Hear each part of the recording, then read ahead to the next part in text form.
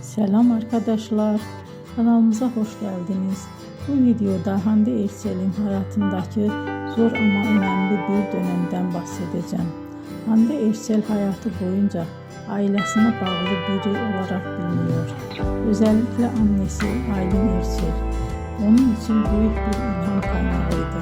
Ne yazık ki 2019 yılında annesi uzun süren bir hastalık sonrası hayatını kaybetti. Bu olay Hande Erçel'in hayatında derin bir iz bıraktı. Ancak o zor zamanlara rağmen kariyerine devam etti ve çalışmalarına ara vermedi. Aynı yıllarda oyuncu olarak yeni projelerde yer aldı ve izleyicilere güçlü karakterler sunmaya devam etti. Belki de bu nedenle birçok hayranı onu sadece başarılı bir oyuncu olarak değil, aynı zamanda güçlü bir insan olarak da görüyor. Beni izlediğiniz için teşekkür ederim.